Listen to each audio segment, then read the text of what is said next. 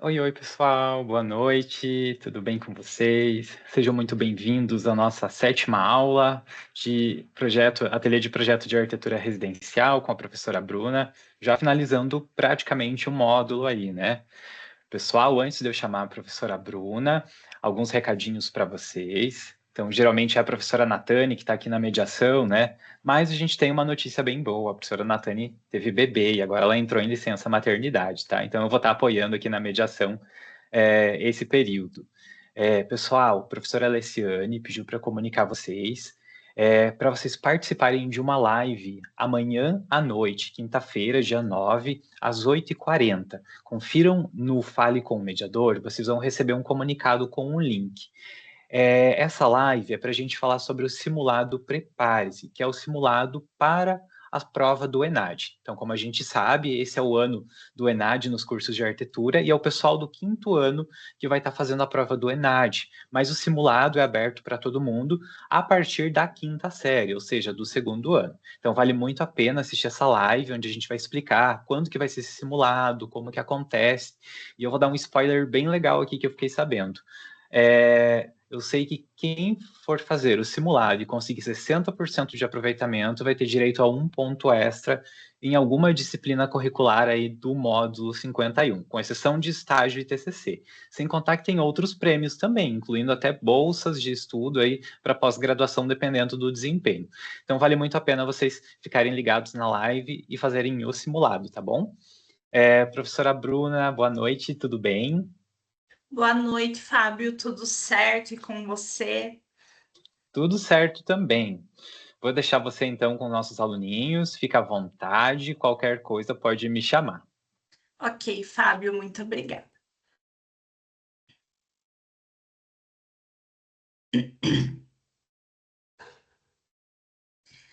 Então, pessoal, como o Fábio comentou com vocês, nós já estamos na nossa sétima aula, então a gente já aprendeu muito aqui na disciplina.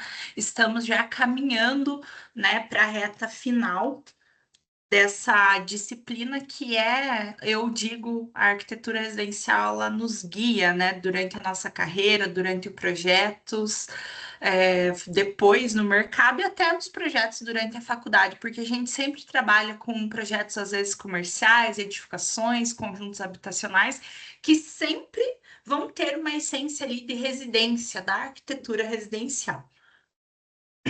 Hoje, gente, nós vamos falar sobre a aula 7 que diz e traz os pilares do capítulo como sendo o briefing, programa de necessidades, pré-dimensionamento e apresentação para o cliente. Esses 4 elementos vão estruturar todo o nosso projeto. Então, o segundo livro, para quem quer acompanhar no livro também, eu acho interessante. Pessoal, eu trouxe aqui para vocês os processos arquitetônicos, as 3 principais etapas, que são o estudo preliminar, onde a gente faz a entrevista com o cliente, os primeiros contatos, a gente vê referência, né, do projeto arquitetônico que o cliente quer, qual estilo que ele mais se identifica, seja modernismo, minimalismo, algo mais contemporâneo, enfim. A gente parte do design, de uma criação e começamos com as nossas propostas iniciais. Apresentamos para o cliente as nossas ideias. Depois, nós vamos para o anteprojeto, onde a gente já tem conceitos mais bem estruturados, a gente já apresentou nossa proposta inicial para o cliente, então nós já temos um feedback, já refinamos o nosso projeto, porque eu digo para vocês, gente, às vezes vocês, depois de formados ou aqui, talvez alguém já trabalha, já faz estágio, o chefe já deu uma oportunidade de vocês criarem, por exemplo, um projeto de design de interiores e ele fazer os ajustes. Isso acontece muito em estágio. Eu acho muito bacana os arquitetos que dão essa liberdade para o estagiário, né? Para ele começar a fazer os seus primeiros projetos. É tão bacana a gente ter um cliente real e ainda mais no estágio, a gente aprende muito. Vocês veem isso na prática ou até mesmo aqui nas nossas aulas. Vocês criam um projeto, Aí vocês levam para os tutores de prática, eles conversam com vocês. Eu também, né, sou tutora de prática, comecei na Unicesumar como tutora.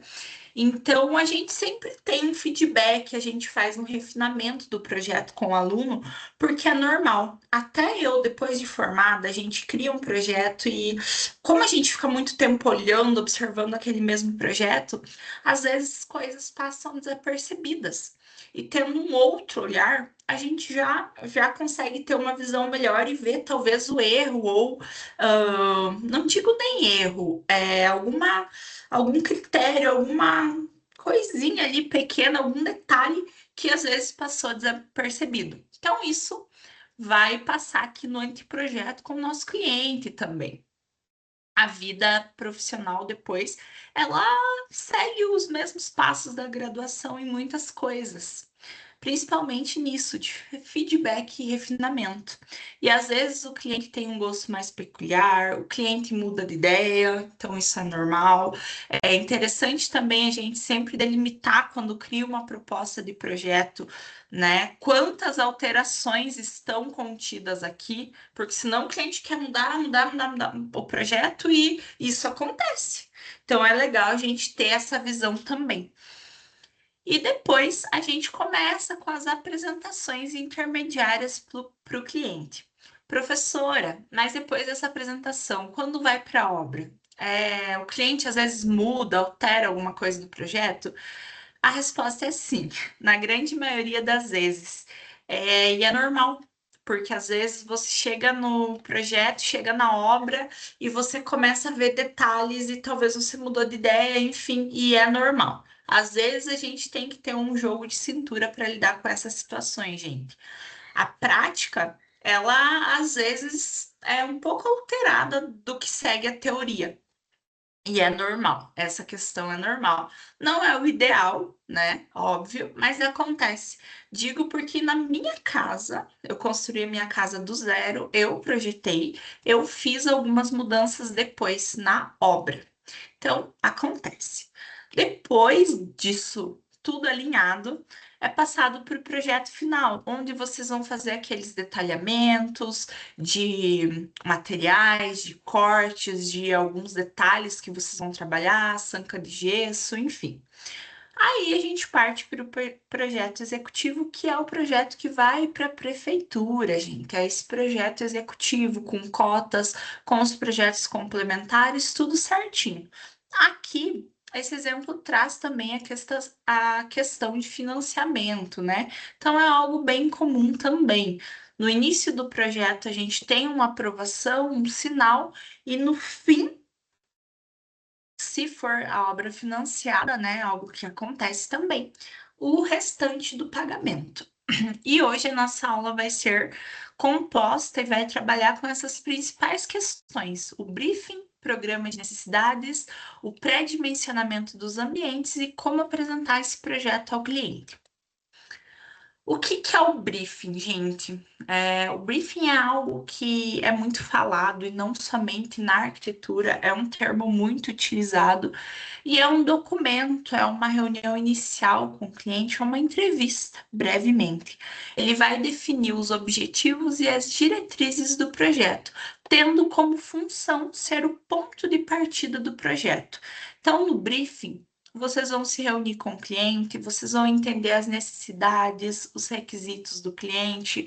Por exemplo, na residência, se ele quer 1, 2 quartos, se ele quer suíte, se ele quer um escritório, se ele quer um espaço integrado, sala e cozinha integrada, ou se ele quer integrar os ambientes com área externa, enfim, todas essas questões. Depois, né, a gente conversa com o cliente para ele entender o que ele está contratando. Muitas pessoas às vezes têm dificuldade em entender qual o papel do arquiteto. Ainda hoje a gente passa por essas questões: o que o arquiteto faz, o que o engenheiro faz, o que o designer faz. Então é interessante a gente esclarecer isso, traduzindo assim as expectativas do cliente conforme as nossas entregas. Após, a gente vai planejar o fluxo do projeto, qual que vai ser a maneira lógica, os orçamentos, os prazos previstos. a gente vai evitar o desperdício com tarefas que são desnecessárias. Então, a gente tem tudo alinhado nesse documento que é o briefing. Quando a gente vai visitar a obra, como que vão ser essas visitas, o que que a gente vai entregar, o que que a gente vai mostrar para o cliente. E também ele ajuda a potencializar as tomadas de decisões da equipe, a partir do que o cliente quer. Então, o cliente tem um orçamento, ali no briefing a gente já vai saber como que a gente vai trabalhar com o orçamento do cliente através do nosso projeto. O briefing é muito importante porque ele evita erros e o retrabalho. Se a gente faz um briefing bem interessante, toma tempo, gente, toma tempo, mas é um tempo que a gente ganha no início da obra.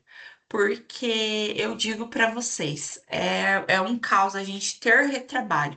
Então é importante vocês sentarem, conversarem com o cliente, se for um casal, se for uma pessoa que quer uma residência somente para ela, ou se for os pais que vão presentear o filho com a residência, enfim.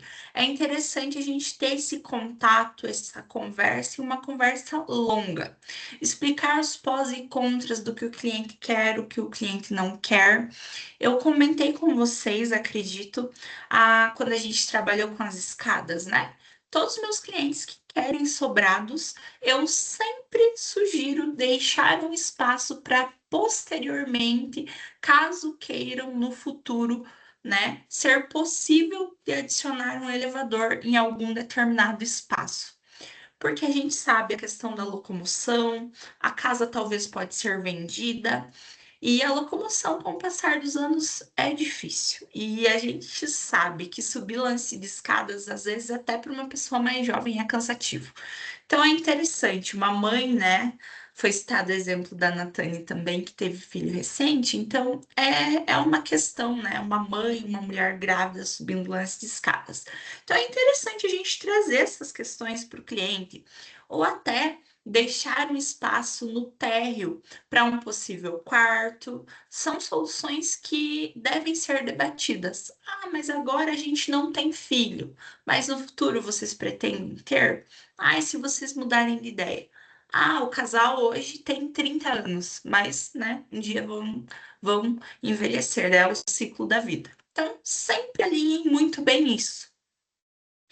E sem o briefing, o projeto vai virar tentativa e erro. Por quê? Você faz uma coisa que você acha assertiva e o cliente vem com outra questão. Porque às vezes o que nós julgamos interessante, o cliente não julga. E eu sugiro para vocês não serem arrogantes nessa questão. Se o cliente quer, é a casa dele. É a casa, é o comércio, é o projeto, é algo para ele. Então é interessante a gente mostrar os pós e contras de todas as decisões, mas também, né, a gente seguir o que o cliente quer. A gente passa por a coleta de informações, define objetivos, analisa o mercado, identifica essas mensagens chaves que o cliente diz, né? Por exemplo, integração de ambientes.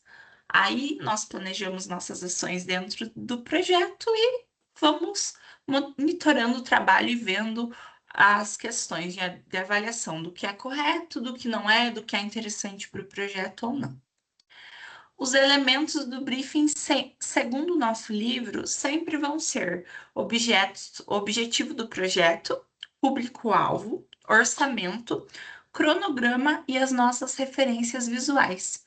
Pessoal, isso aqui não é, né? Só a questão do orçamento. Eu acho que a gente não trabalha aqui na graduação. Mas a gente trabalha com objetivos, com público-alvo, cronogramas e as referências, que são os correlatos. Isso é interessante você ter no briefing. Isso, segundo o nosso livro, são elementos básicos, elementos primordiais que vão guiar todo o briefing. Mas, claro, cada um de vocês vai montar o briefing de acordo com o que vocês julgam necessário e o que vocês julgam correto. Vocês podem adicionar várias questões, né? Mas isso seria uma base. Um exemplo do livro. Uma família, ela quer uma casa que seja um refúgio e que tenha um contato com a natureza. O arquiteto vai pensar em quê? grandes aberturas que vão trazer esse contato com a natureza, essa integração interna e externa, e as áreas sociais serem voltadas sempre para o jardim. Aqui é uma pequena interpretação do briefing, de como que foi traduzido o que a família quer para tradução do arquiteto. E é o que vocês fazem. Quando a gente passa um perfil através do mapa, vocês traduzem e vocês criam um briefing de acordo com o que vocês julgam necessário e importante para determinados projetos. Passando agora, pessoal, para o programa de necessidades. O que é? Vai ser um documento que vai organizar os ambientes, as funções e as relações especiais. Não vai ser só uma lista, é uma análise profunda do nosso espaço. Vejam que aqui a gente tem a cozinha, que vai ter ali as soluções, sala de jantar, varanda, banheiros, quartos do bebê e a suíte do casal. Ao lado, os clientes são um casal de jovens, que estão à espera de um bebê. Então, ali é criado, né, para esse início, um certo briefing para a gente elaborar o programa de necessidades. Por isso que o briefing é tão importante. Ele desencadeia outros processos. E tudo na arquitetura é assim, né? Eu acredito. Quando você desenha uma planta baixa muito bem feita, o corte já se torna mais fácil. Quando você tem uma elevação, quando você tem um render bem feito, você já consegue identificar melhor os materiais. Então, acredito que tudo são processos e um desencadeia o outro. Talvez se a gente não fez um briefing tão interessante, a gente não consegue elaborar um programa de necessidades tão completo. E o que é o programa de necessidades? Analisar a necessidade do usuário do espaço, seja por uma questão comercial, institucional, corporativa, relacionada a grandes empreendimentos, seja uma residência, um apartamento pequeno, estilo loft, enfim, determina o que o usuário quer. Aqui nesse caso, um casal de jovens à espera de um bebê, algo que é essencial é ter um quarto do bebê já pensado, essa varanda também para integração com o espaço. O programa de necessidades tem as funções de alinhar nossas expectativas, guiar o projeto arquitetônico e evitar desperdícios, personalizando assim o espaço. Por que evitar desperdícios? Às vezes a gente projeta muitos quartos e falta um escritório, às vezes a gente trabalha com espaços muito amplos e espaços muito pequenos, então acaba tendo um desperdício. Eu digo que as pessoas deixam muito em segundo plano, os arquitetos, a área de serviço, por exemplo, a lavanderia. E é interessante a gente ter uma lavanderia ampla, né? É algo útil, é algo muito utilizado na residência. Os lavabos, eu vejo que muitos lavabos também são muito grandes, enquanto o lavabo é um espaço nada mais, né, do que você precisa ter um sanitário, um espaço para lavar as mãos, né? Uma pia para isso. Ponto. Não precisa ser algo muito grandioso. Talvez a gente pode ganhar espaço em outras abas. Então é interessante a gente analisar essas questões também. Ele surgiu através do briefing, que vai trazer para nós os ambientes, os fluxos, áreas, relações especiais e aqui as etapas do projeto arquitetônico, como a gente já falou. Programa de necessidades, visitação ao local da obra, os estudos preliminares, antes projetos, projeto legal executivo. Aqui, gente, vocês vão chegar durante a graduação até o anteprojeto.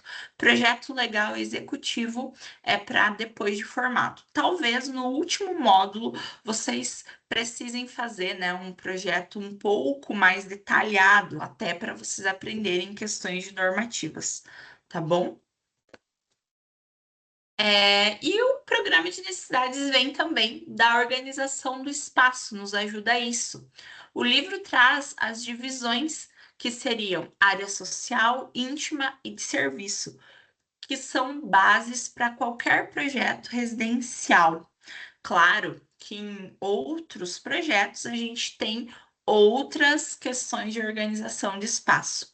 Vejam aqui, uma planta baixa, duas plantas baixas aqui, bem resumidas, bem pequenas e com detalhes simples, íntimo, aonde só eu vou, no meu quarto. A gente não costuma receber visitas no quarto, é raro, né? É raro. Todo mundo, não é todo mundo que visita a minha casa que tem acesso ao meu quarto. A cozinha, a sala, já são lugares sociais que eu recebo os amigos, que eu recebo a família. Geralmente tem fácil acesso na residência e tem os banheiros também, que é de comum acesso, né? Os lavabos, enfim. E aqui vejam que tem até um espaço de hall, que são os corredores da residência.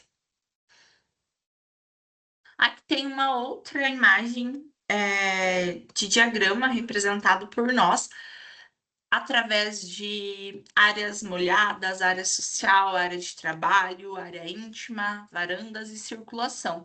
É muito interessante a gente ter esse espaço de circulação. É um esquema simples, mas a gente consegue ver por onde que eu consigo andar no projeto. Em plantas maiores é interessante também. Então, uma maneira de entender também como que vai funcionar essa visita, esse tour pela casa, digamos assim. Aqui a gente tem a área íntima sendo os quartos de hóspedes, a suíte, área molhada, banheiro, área de serviço, cozinha, né, que são as lavanderias também na área de serviço. Então, são as áreas molhadas. A área social, sala de jantar e estar, e a varanda, que é um espaço comum, também considerado uma área social. Aqui, pessoal, o livro trouxe para nós um exemplo de conexão com a natureza, convivência familiar e um espaço criativo. Então, vocês vão ver quando vocês forem entrevistar algum cliente futuramente, né? Vocês vão entender isso.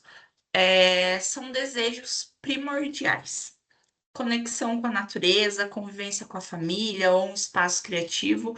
Então, cada cliente vai ter uma peculiaridade, algo que ele visa como crucial no seu projeto. E cabe a nós conseguirmos traduzir e criar esse espaço. Hoje em dia tem muitos clientes que trabalham com jardinagem, que querem um espaço para plantar os temperos, que usam, né? Cozinhar também é um hobby muito bacana. Então, a gente tem que traduzir isso nos nossos projetos, ter essa boa interpretação. Vejam aqui, pessoal. Eu pedi auxílio da IA para criar esse espaço. Então, vejam, é um espaço que tem a integração com a natureza, é um espaço criativo, diferente, né? Claro, são questões aqui para a gente só traduzir esses pequenos elementos no espaço. Então, a integração com a natureza também é algo muito forte. Eu vejo que muitos clientes querem e buscam por isso nas residências, porque é tão bacana a gente conseguir receber a família, conseguir ter um espaço, né? Uma conexão externa, tomar um café da manhã no sol, né? Com o sol. Então, é muito, muito, muito bom mesmo. Aqui vejam que o programa, né, vai gerar a janela ampla, terraços, uma cozinha grande, talvez um estúdio de arte, porque pessoas criativas também, a pintura vem como hobby, criar esculturas. Hoje estão trabalhando muito com cerâmica fria também. Eu ainda não fiz nenhum projeto com cerâmica fria, mas eu tenho interesse de criar alguns elementos aqui para casa mesmo, né? Xícaras, porta-copos, eu acho bem bacana. Acho que é interessante de trabalhar com ela, mas ainda não fiz nada aqui em casa. Então, o pessoal está trabalhando hoje em dia. Todo mundo tem um hobby, a maioria das pessoas. Eu, particularmente, eu gosto de fazer crochê, eu gosto de costurar, então eu tenho um espaço que eu tenho uma mesa de costura com a minha máquina, eu gosto muito disso, eu gosto muito de crochê também. Então, eu tenho um espaço na minha casa que é para eu me dedicar a isso, ter um tempo ali. E a maioria das pessoas tem um hobby hoje. O projeto ele não vai nascer do desenho, ele vai nascer da interpretação das necessidades, principalmente da interpretação do briefing, né? Vocês conseguiram imaginar tudo que o cliente gosta? Eu vou comentar com vocês uma questão. Quando eu tive minhas primeiras aulas de design de interiores, eu não era tão atenta a detalhes, né? A gente tá aprendendo as primeiras aulas e essa aula me marcou muito, porque foi a primeira aula.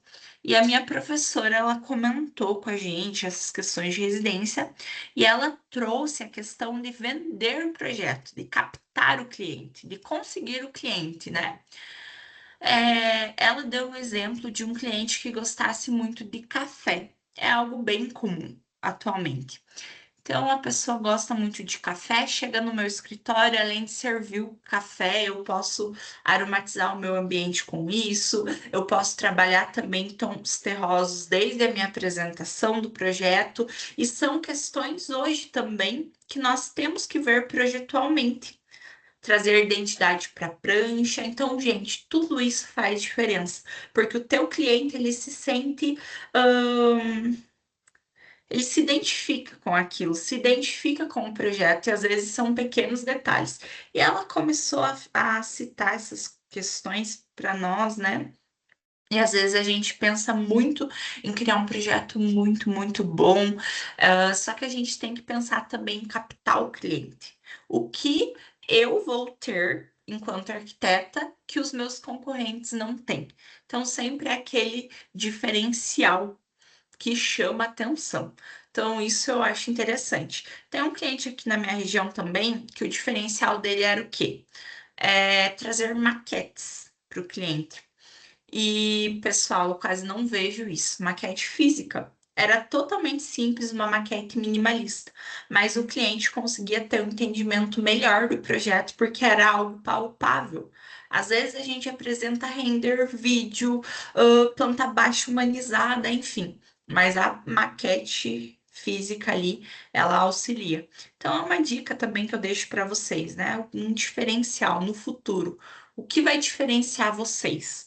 Tem cliente também, tem arquiteto também que eu já vi, que desenha o projeto, que faz o croquis para o cliente, passa o croquis em uma moldura, né, para o cliente ter de recordação algo à mão. É algo muito grandioso também. Então é interessante a gente pensar, às vezes pensamos que são questões pequenas, mas que fazem a diferença. Os pré-dimensionamentos, pessoal. Aqui a gente vai definir tamanhos iniciais do banheiro, dos ambientes, desculpem. Eles vão servir para garantir funcionalidade, organizar circulações e evitar espaços ruins, espaços perdidos. Aqui ao lado eu tenho medidas mínimas para vocês, né? São mínimas mesmo e é interessante a gente se basear nelas. Mas não quer dizer que talvez o mínimo atenda, porque a gente tem que pensar também numa questão confortável. Só que, entretanto, é algo a se pensar também. Às vezes a gente tem algo delimitado e a gente precisa adicionar, por exemplo, mais um banheiro, é uma exigência do nosso cliente. Aí a gente pode trabalhar com questões mínimas também. Mas o interessante é a gente trabalhar com medidas que sejam confortáveis e acessíveis também, principalmente os banheiros, gente. É muito interessante essa acessibilidade em todo o projeto, mas no banheiro é essencial. O livro fala também sobre a influência que as dimensões trazem para nós. Teto alto vai ter uma sensação de amplitude. E isso a gente tem com o pé direito, né? A gente vê um pé direito duplo, a gente, nossa, é algo grandioso, dá uma sensação de amplitude. E um teto baixo, ele traz uma sensação de acolhimento, uma sensação de algo mais é, compacto. Então, pessoal, aqui eu trouxe para vocês dois exemplos, né, com os tetos mais baixos, para a gente ver como é transmitido. Eu não estou nesses espaços, mas eu consigo ter uma sensação de acolhimento, uma sensação de aconchego. Hoje, algo que tem sido muito utilizado também no design de interiores é a pintura setorizada. Então, nos tetos, nos ambientes, às vezes setorizar, delimitar um ambiente. Eu não quero delimitar com parede, mas eu delimito com cores. Então, é algo que tem sido muito, muito utilizado hoje em dia nos projetos e no design de interiores. Eu acho que fica bem bacana. Aqui a gente tem também uma outra imagem mostrando isso, um teto diferente, mas vejam que aqui eu tenho um teto um pouco mais baixo, mas com essa pintura parece que criou uma ampliação, ampliou o quarto, ampliou a minha visão. Eu achei muito interessante e diferente esse projeto, é algo que está vindo com tudo, a pintura do teto. Eu acho legal, eu acho que transmite uma identidade para o projeto. Claro, tem pessoas que não gostam, isso também vai do estilo de cada um, mas eu particularmente acho interessante. Aqui uma outra imagem também.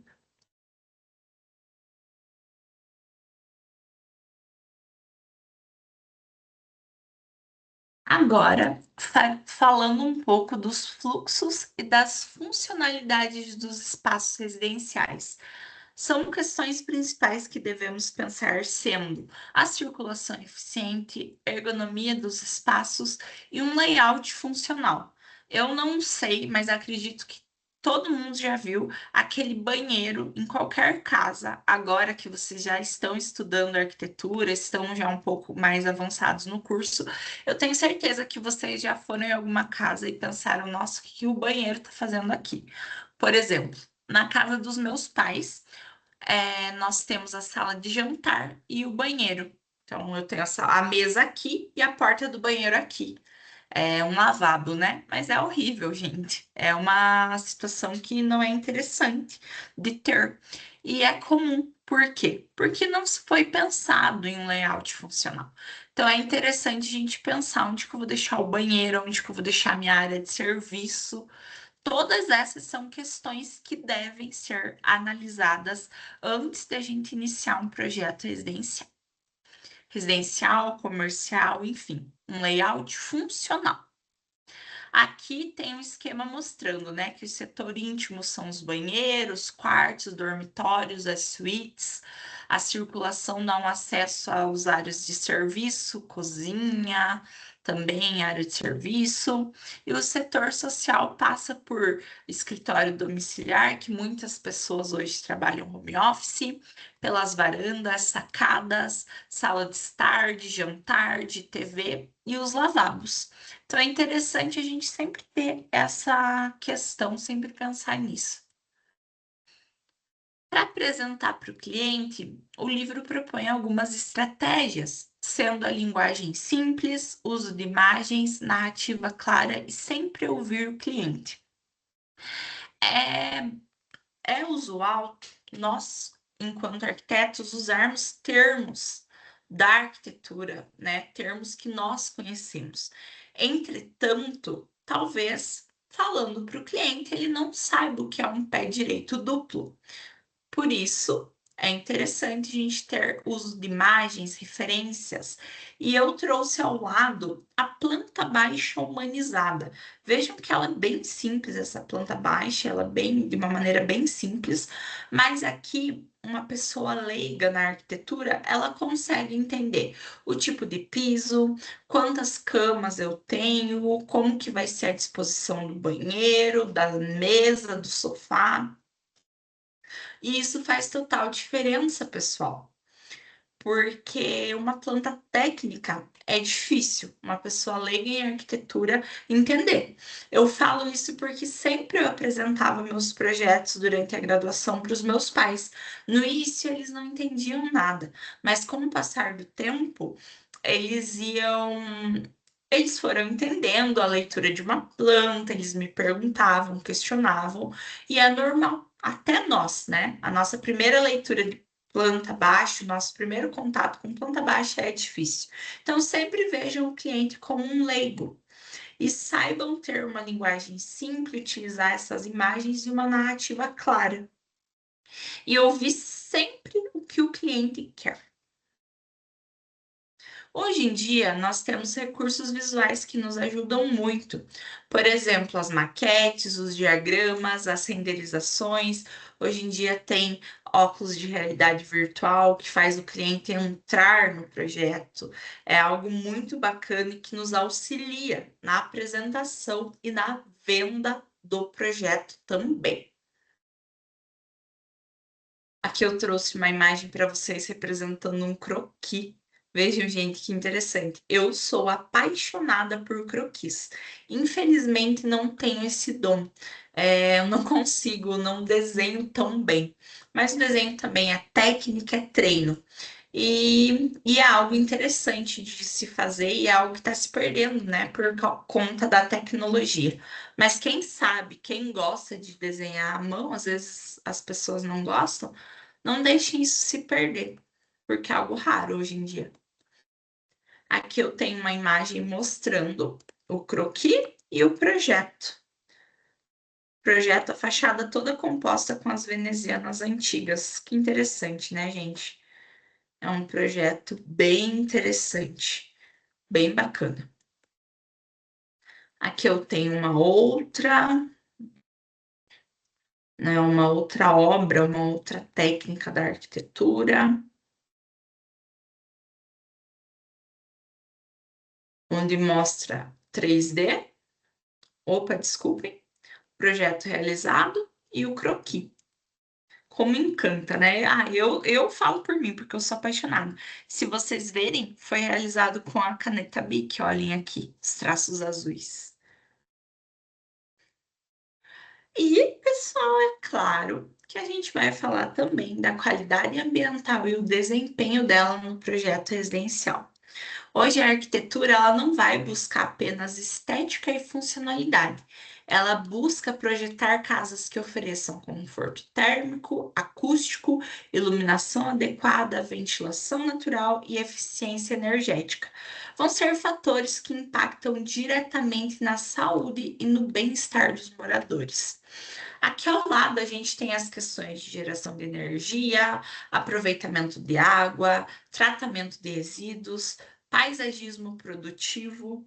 Foi o que eu comentei com vocês. Hoje eu vejo muitos clientes que querem um espaço de horta nas suas residências, a arquitetura bioclimática e os materiais naturais e recicláveis. São questões que já tem no mercado, estão vindo com tudo. Então, eu digo para vocês já se adequarem, desde já começarem a trabalhar com essa qualidade e desempenho ambiental nos projetos, porque é um diferencial também. Lembra que eu comentei com vocês o que eu vou ter futuramente que o meu concorrente não tem? Pensar em qualidade ambiental e desempenho projetual, eu digo que é algo raro hoje em dia e sugiro a vocês, né? Talvez como pós-graduação futuramente. A qualidade ambiental na arquitetura ela vai se referir a essas condições internas na edificação. O conforto humano na edificação, como que eu me sinto na minha residência. E, claro, utilizando os recursos mínimos possíveis, sejam energia elétrica, né? E é interessante a gente trabalhar com coisas naturais através do projeto, mais aberturas, pensar na orientação solar, na ventilação cruzada dos espaços, nos materiais que eu vou utilizar e nos isolamentos térmicos e acústicos da minha residência. Hoje, pessoal, eu vejo que o trânsito, quem mora em grandes avenidas, o trânsito não para mesmo à noite, então é interessante a gente pensar também nesse isolamento acústico, no isolamento térmico, porque cada vez mais a gente está tendo climas muito rigorosos, então o verão é muito quente e o inverno é muito frio. Então, como que a gente vai trabalhar isso na nossa residência para que o a pessoa, o usuário, tem um conforto humano na edificação? Um exemplo que eu trago são os ambientes voltados para o norte, que vão receber mais sol durante o dia e tendem a ser mais quentes, né? Qual ambiente que a gente sempre posiciona no norte? Então é interessante a gente ter esse pensamento, essa análise. Por isso que nós sempre pedimos para vocês, onde está o norte do projeto? Para a gente trabalhar e pensar junto na orientação solar. O leste é muito interessante porque geralmente é onde os ventos predominantes estão. Conforto lumínico. Eu sou apaixonada por essa estratégia na arquitetura porque ela se refere à qualidade de iluminação natural e artificial, trazendo aspectos importantes: tamanho, posição das janelas, controles da incidência solar, uso de elementos de sombreamento, os benefícios que vão ser a economia de energia. Às vezes, em uma residência, não vão ser grandiosos os números de energia referentes ao conforto lumínico, às aberturas de janelas, as posições que vocês vão trazer. Mas pense em um shopping center, em um projeto comercial. Então é interessante a gente sempre trabalhar com economia. O cliente gosta disso. Todo mundo gosta de economizar. Aqui, pessoal, vejam que as aberturas elas também criam desenhos nas paredes, desenhos no nosso piso. Então, a luz e sombra da arquitetura me chama muita atenção através do conforto lumínico. Conforto acústico, pessoal. Ele vai se relacionar ao controle dos ruídos internos e externos, melhorando com materiais isolantes, paredes adequadas, vedação eficiente de portas e janelas, e vai ser um fator essencial, principalmente nas áreas urbanas com alto nível de ruído. Aquele vizinho, às vezes, indesejável que faz festa a madrugada toda com som alto. Então é interessante a gente pensar nisso. Aqui eu trouxe uma imagem representando um teatro para vocês, um espaço, um auditório de apresentação.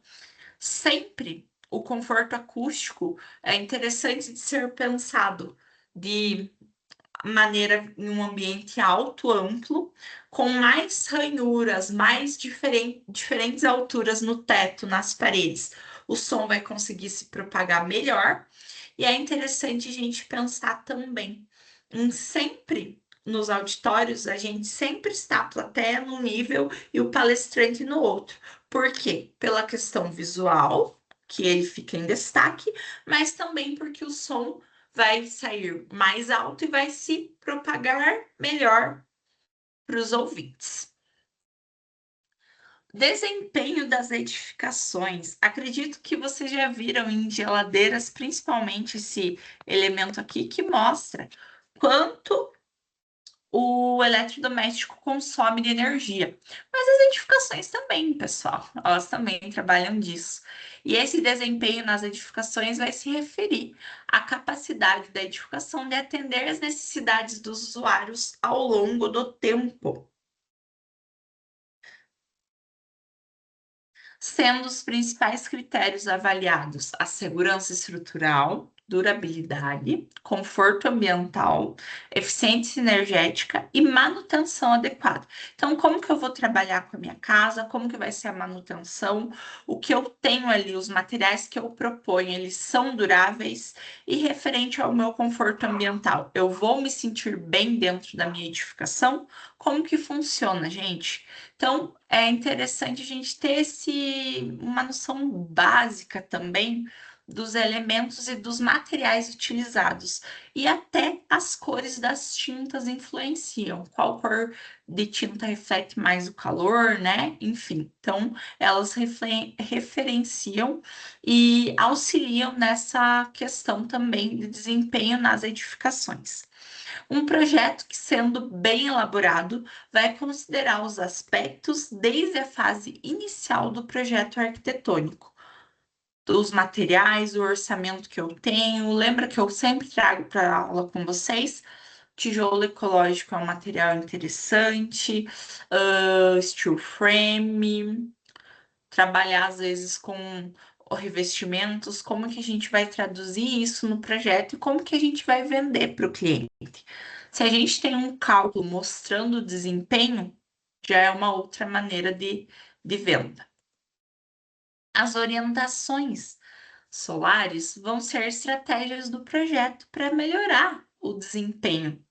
Seja a orientação solar adequada, garantindo uma posição na casa, posição no terreno, que vai influenciar aonde a casa está, aonde que eu tenho sol, aonde que eu tenho maior incidência, menor incidência solar, como que eu vou trabalhar, qual vai ser o meu consumo de energia Aqui é interessante, o meu cliente trabalha em casa e durante o dia.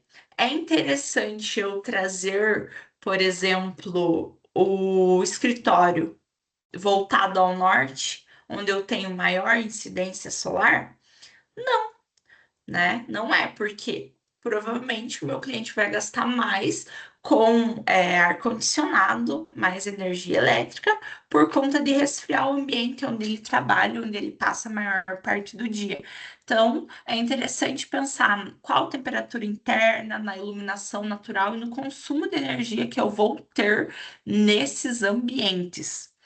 Uma estratégia comum é trabalhar as áreas sociais voltadas para melhor iluminação e os dormitórios protegidos do excesso de calor. As ventilações. Nós temos vários tipos de ventilação, aqui sendo a ventilação natural, que vai ajudar a renovar o ar interno, reduzir o calor das edificações, melhorar o conforto térmico, e são estratégias de projeto. A mais usual é a ventilação cruzada, que traz o quê? Aberturas em paredes opostas que vão trazer fluxo natural do ar.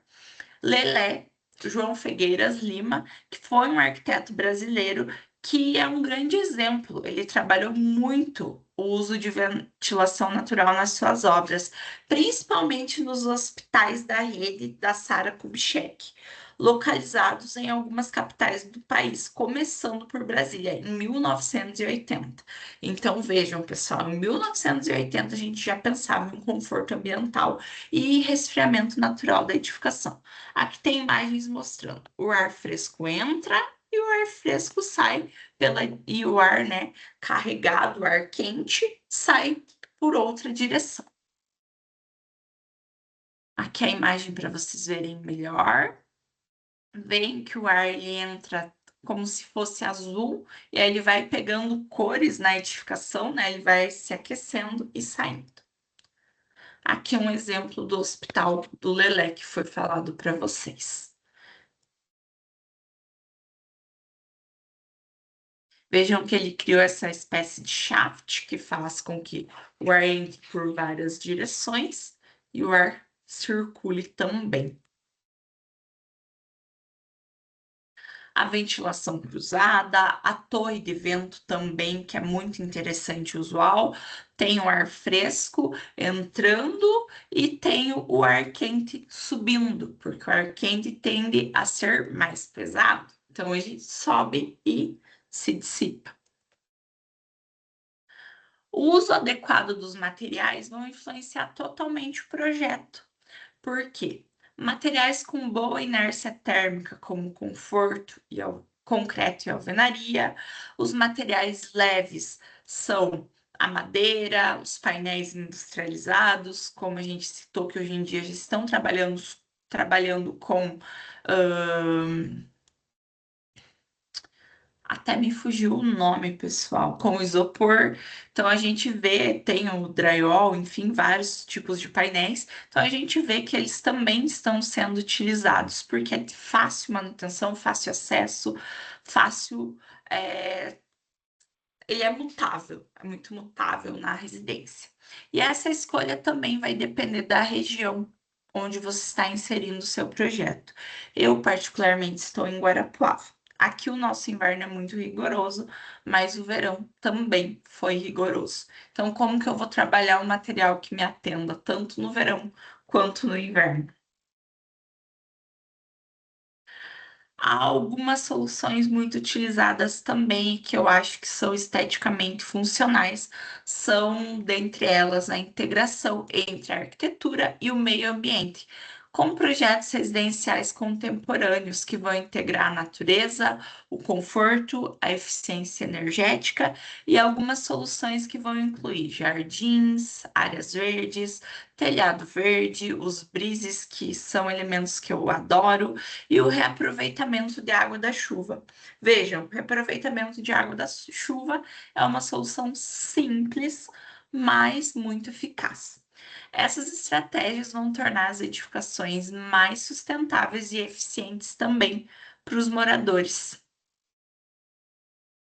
O nosso papel enquanto arquiteto, visando toda essa questão de qualidade ambiental, é pensar no clima local, no terreno, nos hábitos dos moradores e na sustentabilidade projetual.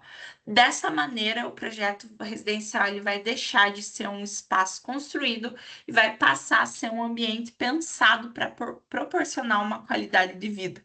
Então, a gente tem que pensar nisso também. A casa geralmente é algo onde a pessoa quer construir, quer ter estabilidade, quer ficar ali. E como que vai ser essa qualidade de vida?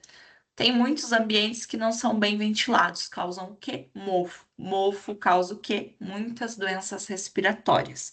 Então, nós temos que olhar essa questão social, essa questão econômica, ambiental, dentro da sustentabilidade. Criar algo suportável, equitável e viável à construção civil. Na aula de hoje, a gente aprendeu a qualidade ambiental é essencial para o projeto residencial, o conforto térmico, lumínico e acústico vai influenciar o bem-estar, e o desempenho da edificação vai garantir um funcionamento adequado a ela ao longo do tempo. Porque, por exemplo, a questão do mofo, de possíveis infiltrações, são algo que vão deteriorar a casa muito mais rápido, além de trazer uma dor de cabeça para o cliente durante a vida, durante o percurso. E as estratégias arquitetônicas vão reduzir o consumo de energia e melhorar o conforto. Então, pensem nisso enquanto vocês estiverem projetando, quando vocês estão aí numa fase de finalização do mapa de vocês, pensem e revejam essas questões. O livro trouxe para nós uma situação de que o cliente quer uma casa inovadora e única, mas não sabe explicar como. Então, como que a gente vai trazer isso para o cliente? Como projetar sem informação clara? O cliente sempre sabe o que quer?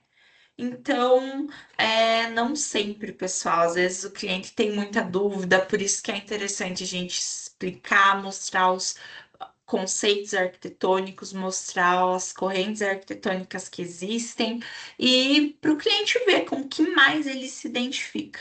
O Pinterest ajuda muito, talvez criar pastas ali, depois compartilhar com o cliente, criar apresentações para ver o que ele gosta, o que ele não gosta, ter isso muito claro para evitar surpresas futuramente.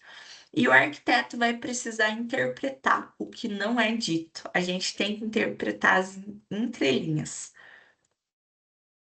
O capítulo traz um projeto de necessidades como base projetual. Sem ele, a gente vai ter erros, retrabalhos e projetos ruins, porque não vão atender necessariamente o que o cliente busca. Aqui agora, pessoal, vou passar uma atividade para vocês. Temos alguns minutinhos de aula.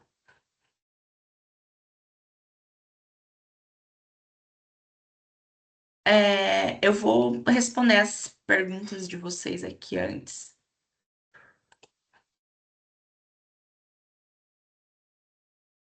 Mas já vou passar o link da atividade. Lembrando que o link da atividade sempre fica disponibilizado no slide, que é passado para vocês com antecedência.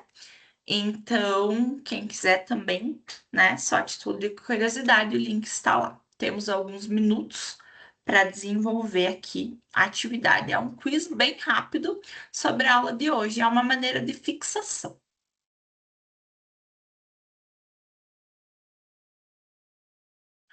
Aqui as perguntas. Boa noite, Edson.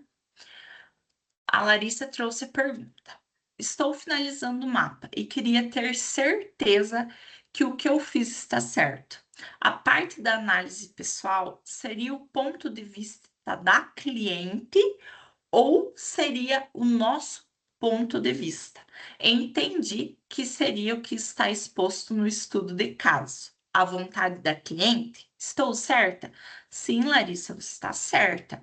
Essa questão em todos os mapas, eu acho que é meio praxe, né? A gente sempre traz para vocês um usuário da residência, um perfil ou do projeto comercial, institucional, não precisa ser residencial.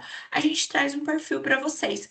E o papel de vocês é interpretar aquele perfil e ver o que vocês vão propor para determinado morador. Né? Vocês vão propor 1, 2 quartos, um ambiente integrado,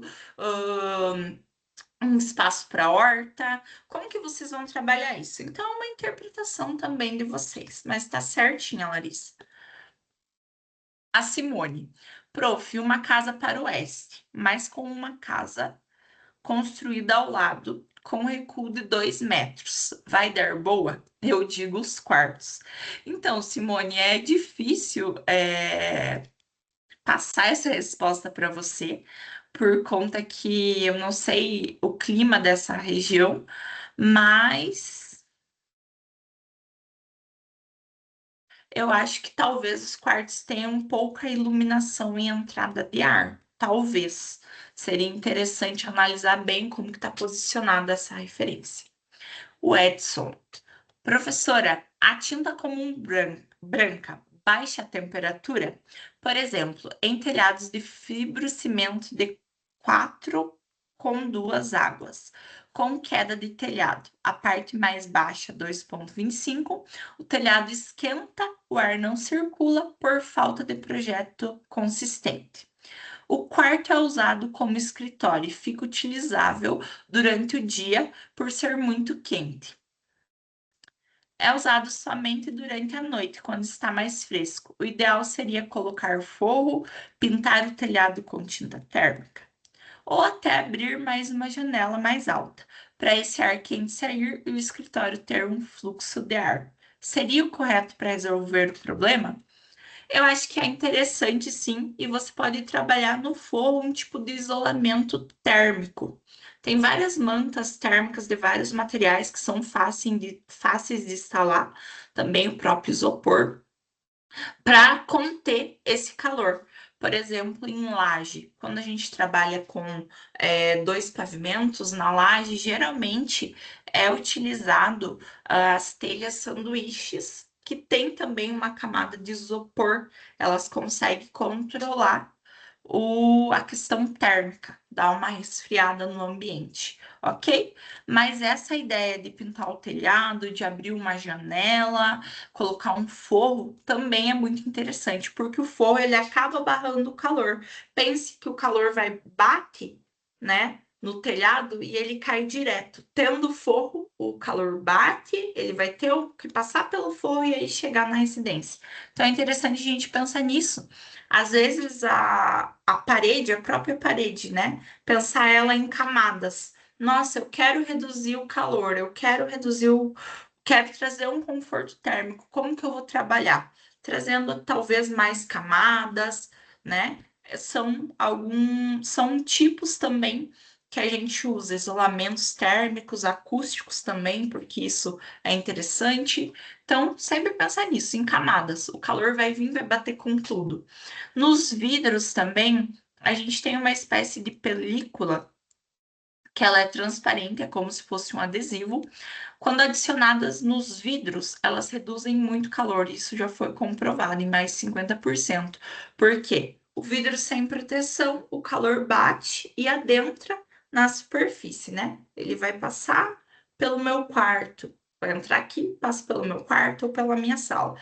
Se eu tenho mais uma barreira aqui, né, uma película, eu consigo diminuir a força do calor. Basicamente é assim, gente, em linhas gerais.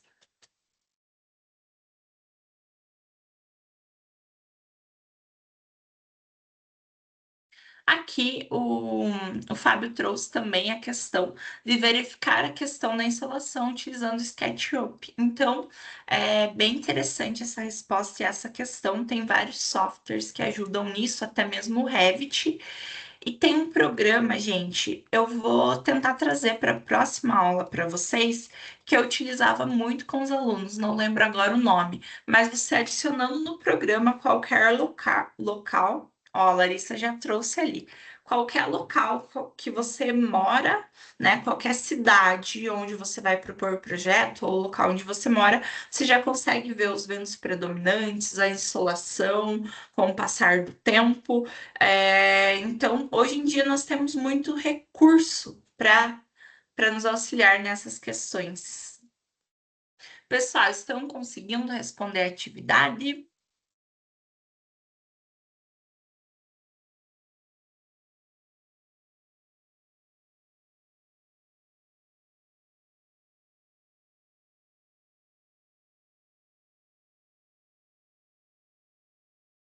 Larissa já respondeu, ótimo.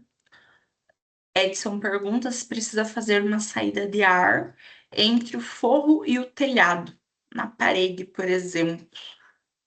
Não consegui entender tua pergunta, Edson. Algo para o calor sair entre o forro do telhado, ou não precisa? Não consegui entender, Edson, desculpe.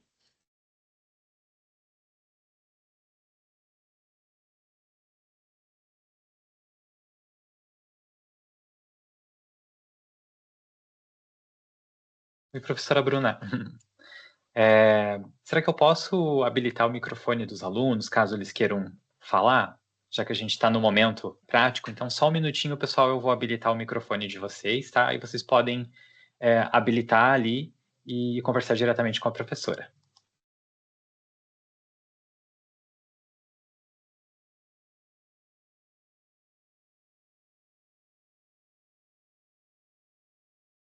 Então, Edson, se quiser, né, conversar comigo aqui, é que o forro vai mais abaixo do telhado. Entre eles, o ar fica preso.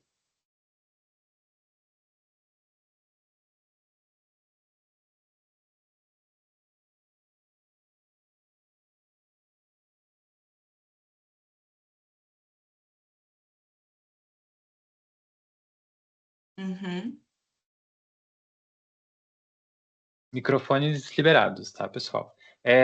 Eu vou pedir só licença para a professora Bruna. De repente, acho que eu consigo responder, acho que eu entendi o que o Edson perguntou. Eu acredito, Edson, que dependendo do espaço que você tem entre o forro e a cobertura, às vezes você pode sim colocar uma abertura ali, com uma veneziana, geralmente no oitão, né, dependendo, claro, da construção, porque ele cria ali uma saída de ar. Então, sim, é uma solução bastante viável. Não sei se a tua pergunta era essa, mas funciona bastante. O ideal Obrigado, também, Fábio. residencial, assim, quando possível, sempre utilizar a laje, né? A laje, ela ajuda também a isolar o calor que vem do telhado. A cor branca também, ela é uma cor que ela não absorve tanto iluminação, tanto calor, né? Então a gente sempre evita coberturas com cores muito escuras, né? Isso vai juntar ali, né? Fazer com que a edificação fique muito quente. No caso de telhado também, se não for possível utilizar, fazer uma laje, né, tem forros específicos que ajudam nesse estanqueamento, né, da incidência solar do calor. Utilizar telha termoacústica também ajuda bastante, né? Então tem diversas pequenas soluções que ajudam a automatizar, a melhorar o desempenho ali térmico das edificações. Nesses telhados mais antigos, nessas construções mais antigas também, eu vi muito, eu acho interessante utilizar talvez lã de vidro, de rocha, essas mantas térmicas, a gente vê muito, é de fácil instalação, talvez seja uma solução rápida, e as placas de EPS, né, que é o famoso isopor. E foi muito interessante o que o Fábio trouxe. E uma questão, pessoal, também as telhas de barro, eu vejo que em casas mais antigas é muito trabalhado e elas também auxiliam nessa questão do calor nas edificações.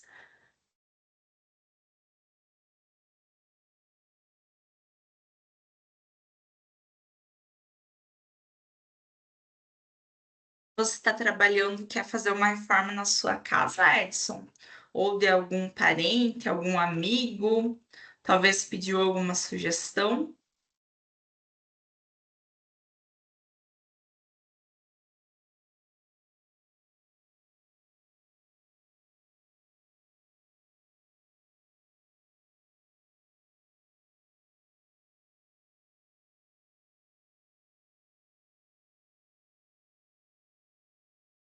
Uhum. No caso da telha de fibrocimento, é interessante também ter essa pintura. Eu acho que vai auxiliar bastante nessa questão da incidência solar e reduz mesmo, gente. Vejam que é uma alternativa simples, às vezes somente uma pintura já auxilia bastante.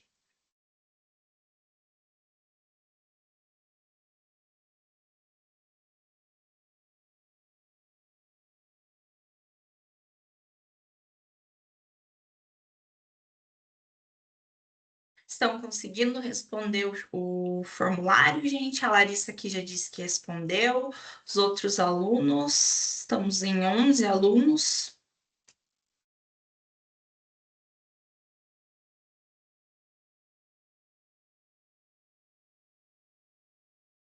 Sim, gente, por isso que é interessante, né? Vejam o caso do Edson. É algo muito comum em residências, a gente ter esses ambientes talvez não tão pensados na questão de posicionamento da edificação no lote. Aí depois, claro, nós temos certas questões para lidar depois, né? A gente tem que trabalhar e tentar melhorar a nossa edificação de alguma maneira, para que a gente tenha um conforto térmico, né? Um conforto no espaço.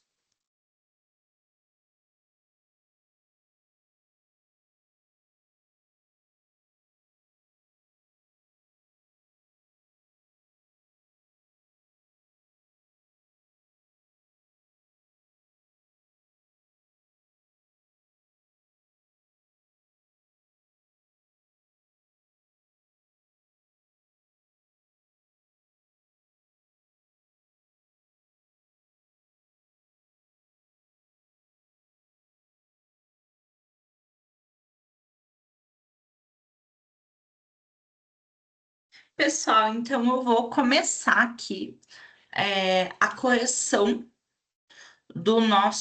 da nossa atividade, do formulário. Eu acho muito interessante vocês participarem, porque é uma maneira de fixação do conteúdo. O Edson disse que um amigo trouxe essa questão e ele deu ideias para que ele resolvesse, porque ele não quer tirar o telhado inteiro. Isso é comum, pessoal, os amigos pedirem dicas, parentes, né? É algo muito comum. Então é interessante a gente estar por dentro de tudo, de todas as tecnologias, né, do que a gente pode sugerir ou não. Vamos lá, então, pessoal. A primeira pergunta, quem respondeu se conseguir trazer aqui a alternativa, só A, B, C ou D, para a gente ver, para eu conseguir ver quem acertou, quem não acertou. Claro, depois eu tenho acesso às respostas, mas eu acho legal. Tá terminando, Erlon? Vou esperar mais uns minutinhos, então, você.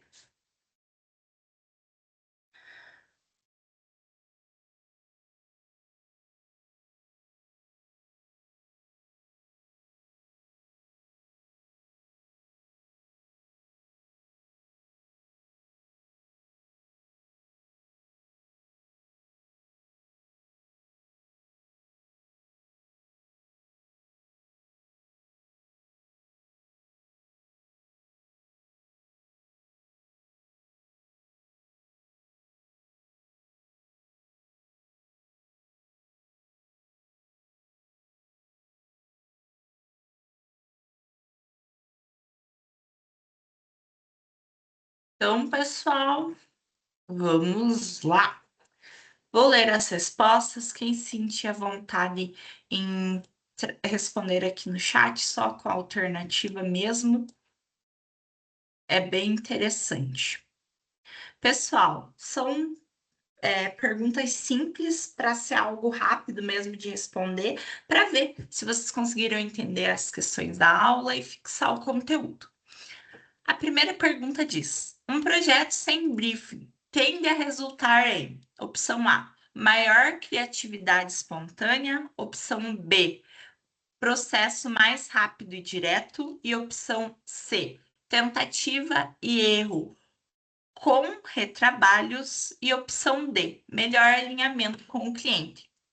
Qual alternativa vocês acham que é? Tá bem fácil, né? A, B, C ou D. Alguém conseguiu responder? A Larissa aqui trouxe a resposta C. Larissa sempre muito participativa, obrigado. E mais alguém?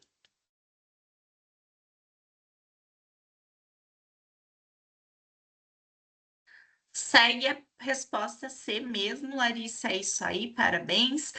A gente conversou sobre isso do briefing, né?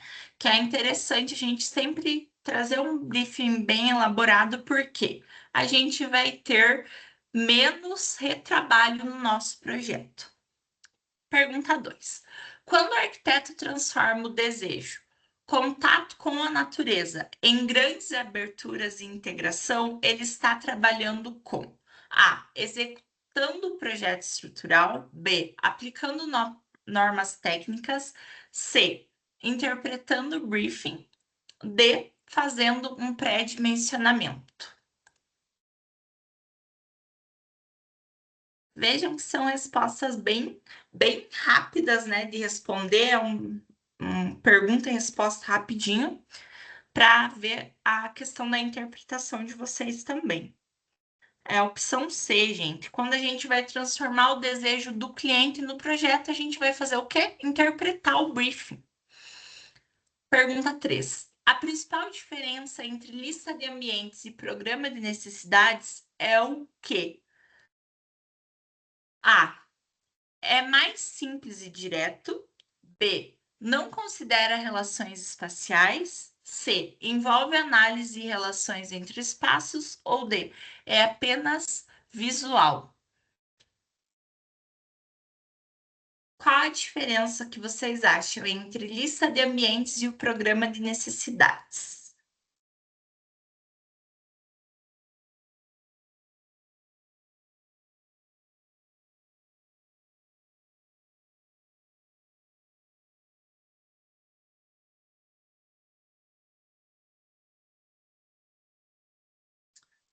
Edson respondeu. Paulo Neto, opção C.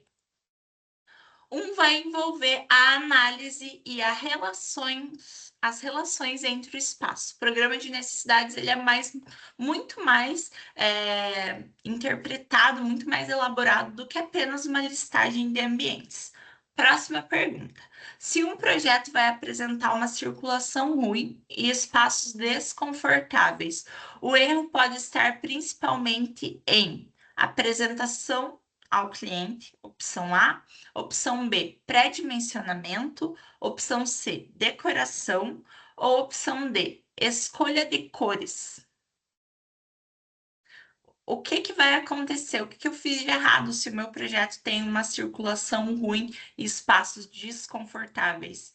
Eu errei no quê, gente? No meu pré-dimensionamento. Por isso que ele tem que ser muito bem feito. Opção B. A afirmação. O projeto não nasce do desenho, mas da interpretação das necessidades. Vai indicar que A. O desenho é indispensável. B. A estética vem antes da função. C. O conceito surge antes da forma. Ou D. O cliente vai definir tudo sozinho, ele não precisa da nossa ajuda. A gente tem que seguir tudo que é falado.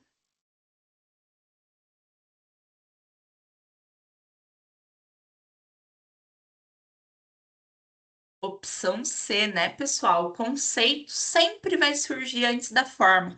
Vocês veem isso já aqui na graduação. Por que a gente tem que estudar muito antes de iniciar um projeto? Tem a questão teórica da análise de normas, legislações, para que a gente consiga executar um projeto muito bem.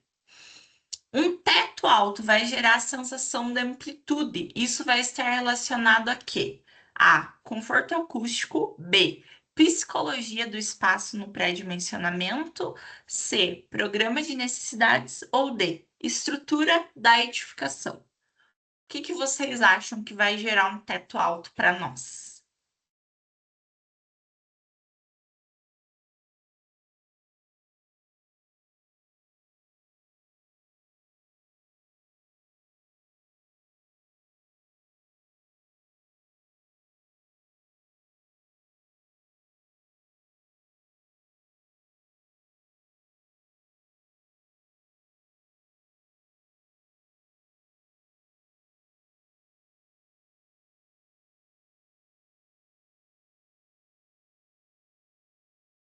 Essa aqui, gente, vocês ficaram bem divididos. Parabéns quem acertou letra B. O teto alto gera sensação de amplitude. Isso está relacionado ao quê? A psicologia do espaço no pré-dimensionamento.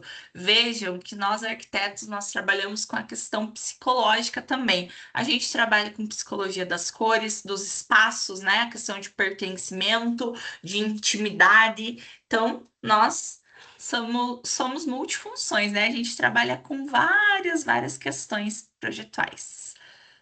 A etapa mais adequada para ajustar as expectativas do cliente após visualizar o projeto é A. Briefing. B. Programa de necessidades.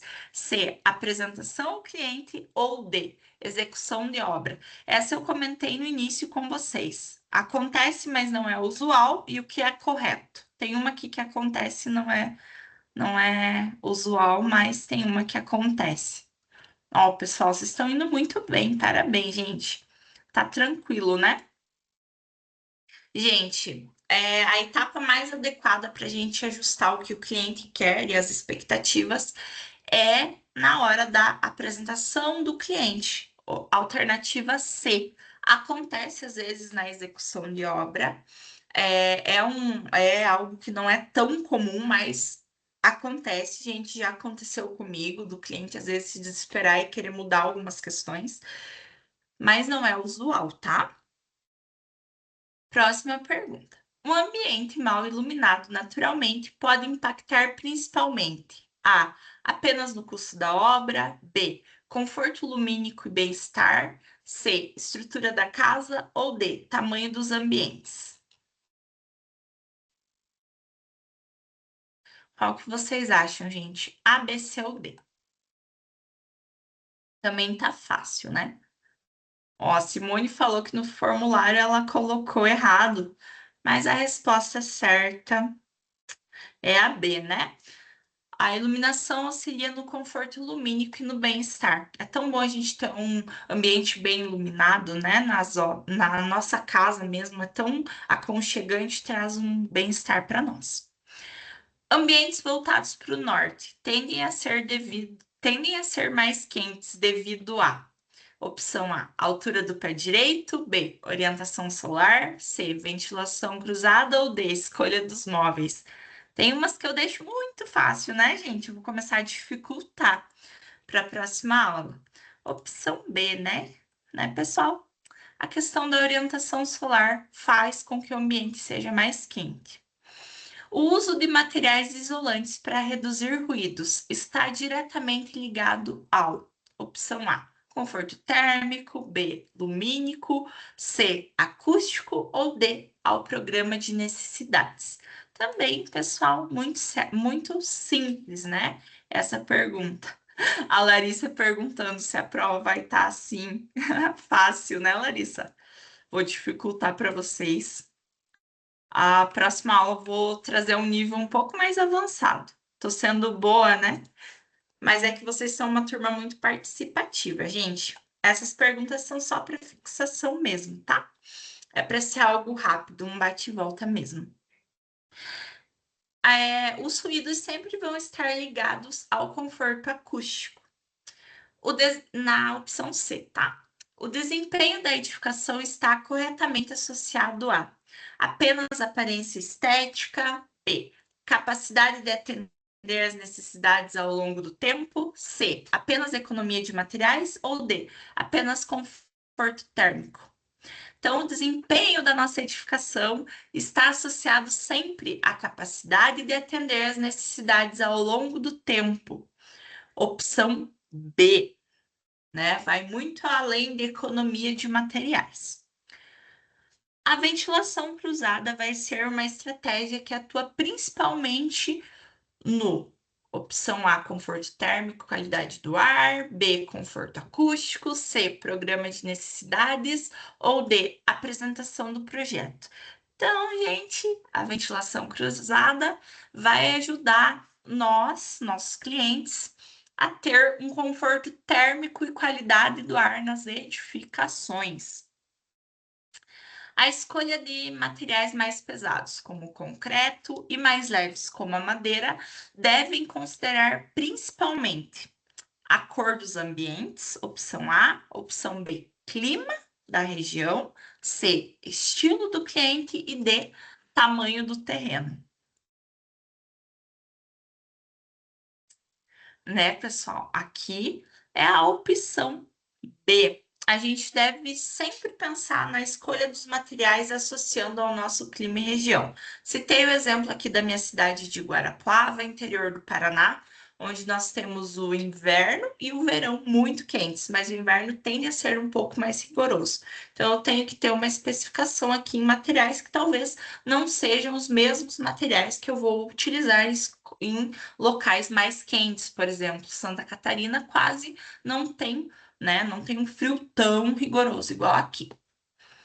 Projetos que incluem telhados verdes, reaproveitamento de águas e brises estão focados em A. Redução de custos, B. Sustentabilidade e eficiência, C. Estética ou D. Estruturação de obra.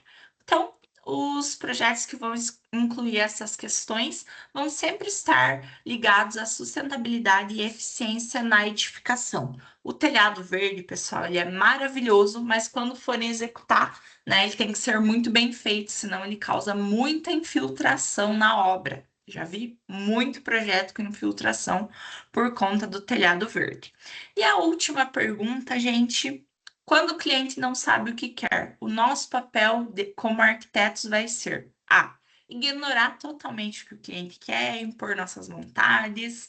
B. Criar qualquer solução padrão. C. Interpretar as necessidades implícitas. Ou D. Apenas seguir as tendências. Então, também bem simples aqui, a gente tem que interpretar as necessidades que não são mostradas, as entrelinhas. Opção C. Digo para vocês, né, futuros arquitetos, que nós temos que interpretar o que o cliente quer e traduzir as vontades dele no projeto, não nossas. Vejo hoje muito arquiteto construir o que ele quer, o gosto dele, o estilo dele no projeto, mas às vezes o cliente não quer seguir o que está na moda e ele quer seguir o que ele gosta, o gosto dele. Então é interessante a gente ter essas questões. Pessoal, já estamos quase no fim da aula. Deixo aberto se alguém tem alguma dúvida, quer que eu traga mais alguma questão para a próxima aula, um exemplo, algo talvez que não ficou bem esclarecido, podem deixar no chat, ok? Vou responder o Edson e logo nós encerramos. Professora, só mais uma pergunta. Em relação ao processo do projeto, quando o cliente pede para mudar algo no projeto, tem que ser cobrado ou não? Ou tem que ter um limite? Porque eu já ouvi o pessoal falando que se deixa o cliente ficar mudando toda hora, fica numa mudança infinita. Exemplo, tira, tipo, muda o quarto de lugar, muda o banheiro, etc. Então, Edson, uma excelente pergunta. Comentei com vocês ali algo brevemente durante a aula. É muito interessante a gente sempre, no primeiro alinhamento, na primeira reunião com o cliente, alinhar quantas alterações do projeto nós vamos propor, vamos deixar em abertas em cima do valor que passamos para ele. Se quiser outras mudanças, vai ter um outro valor, né? Deixa o número de 2 mudanças. Se ele quer 3 mudanças do projeto, eu cobro um valor a mais. Então, é muito bacana a gente trazer isso, porque senão acontece o que você disse, o cliente muda de ideia toda hora, né? Fábio complementou que a gente pode colocar essas quantidades de alterações no contrato de prestação de serviço. É muito interessante a gente ter isso documentado, porque depois o cliente não vai poder reclamar, enfim, gerar um constrangimento para você. Tá ali tudo documentado, tem um contrato, tudo muito bem acordado. Ok? Exatamente. E até. Coloque no contrato. Senão, o Exato. projeto não termina nunca. A gente aprende por experiência própria. Isso mesmo, gente. E até questão de renderização, de mudança de materiais, enfim, essas alterações são interessantes estar todas documentadas. Seria isso, pessoal? Sim, tudo no contrato, tudo assinado, que daí não tem como, né? Não tem disse-me disse, tá ali, tudo documentadinho.